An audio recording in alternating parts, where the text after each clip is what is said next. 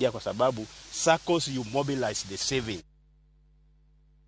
Kawa wuok Mombasa wadhi ekaonti ma Kilifi kama piny owacho mar kaonti no medo timo lokruoge mamoko e migepe mopogore ka giketo kedo kod mibadhi kuonde tich mag piny owacho.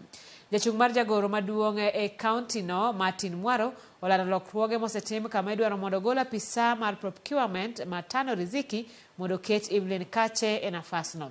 Matano dar nyake board mar piny owacho mamalo.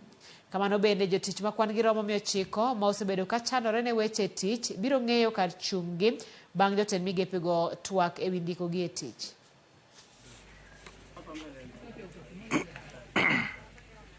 The CC member for finance has commenced the process of declaring county government departments, municipalities, sub-counties, level 4 hospitals, and other and other county government agencies as procuring entities.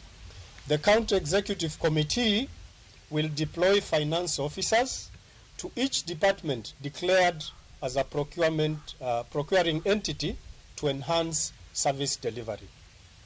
In order to improve service delivery and revamp coordination of government programs in the field, all sub-county administrators currently serving in the field have been recalled to the county headquarters for further instructions. All county government departments will soon be required to sign performance contracts.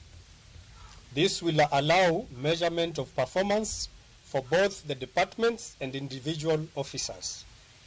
It will be a challenge to implement the performance management framework with high numbers of casual employees. Na sisi kama bunge letu la Kilifi County tunashukuru leo kuona kwamba mabadiliko haya bado yanaendelezwa katika gatuzi letu la Kilifi, na najua kwamba yote yanafanyika ili kuhakikisha kwamba utendaji kazi unaimarishwa. Na sisi tukiwa sehemu ya serikali hii ya county lazima tuone kwamba tunashirikiana na tuone kwamba wananchi wa Kilifi wanapata huduma kwa njia ambayo inastahili.